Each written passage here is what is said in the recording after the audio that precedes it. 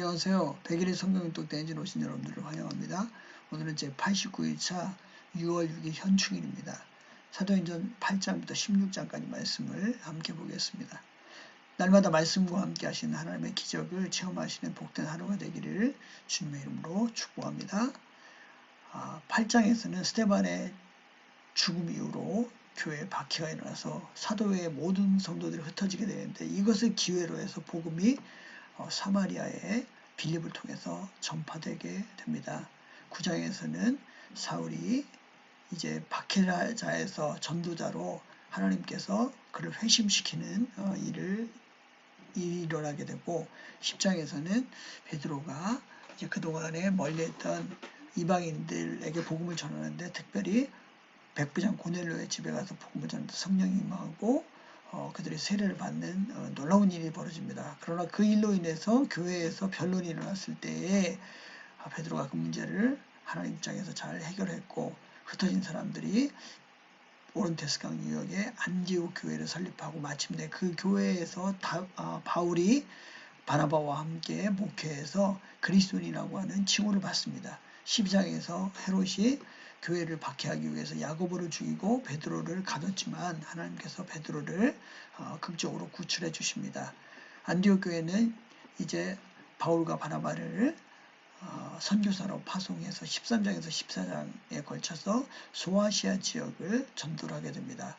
그 전도가 끝난 뒤에 거짓 선생들이 나타나서 율법을 지켜야만 하고 할례를 받아야만 구원을 받는다고 하는 잘못된 교훈을 말했기 때문에 그 문제를 해결하기 위해서 예루살렘에서 교회 회의가 열려서 그것을 따를 필요가 없고 복음적으로만 믿으면 된다고 하는 결론을 내리고 16장에서 바울은 2차 전도여행을 떠나가게 되는데 1차 전도여행의 파트너였던 바나바와 함께 가는 것이 아니라 실라와 함께 육로를 통해서 이제 전도여행을 하게 되었습니다.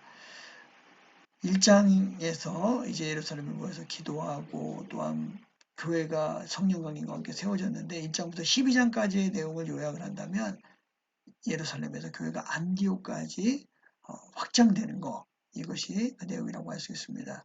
베드로는요 예루살렘에서 루따로 가서 루따에서 도로가라고 하는 과부를 살려주고 죽은 과부를 다시 생명을 얻게 하고 또 요바로 가서 무두장이 가죽세공업자 시몬 집에 있다가 환상을 보고 가이사랴 백부장 고넬료의 집에 가서 복음을 증거하게 되었습니다.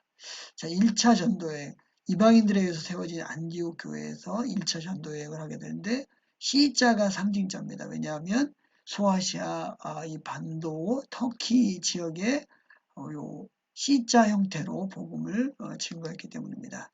즉 수리아 안디옥에서 출발해서 구브로로 가서 이제 다시 배를 타고 버가로 가서 비시디아 안디옥, 이고니온을 거쳐서 루스트라 더베로 갔다가 여기서 다시 돌아와서 이렇게 안디옥으로 돌아오게 되고 1차 전도 여행 후에 개종한 이방인들에게 할례를 받게 하고 율법을 주장하는 자들의 그 주장에 맞서서 이제 베드로와 야고보가 결론을 내리게 되는데 우상의 제물과 피와 목매어 죽인 것과 음행을 그것만 하지 않으면 복음대로 살아야 한다고 하는 결론을 내리게 되었습니다.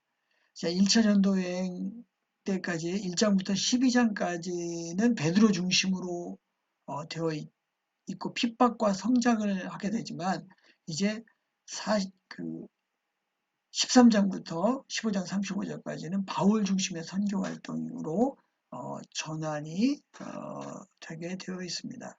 그래서 바나바와 바울이 함께 1년간 사역을 하고 예루살렘에 구제원금을 전달하고 난 뒤에 소아시아 지역을 배 타고 이제 전도를 하게 되었고 여행 직후에 그 문제를 해결하기 위해서 갈라디아서를 써서 율법이 복음보다 앞설 수 없다는 것을 율법주의자들의 주장이 허무맹랑한 것임을 말하고 있습니다.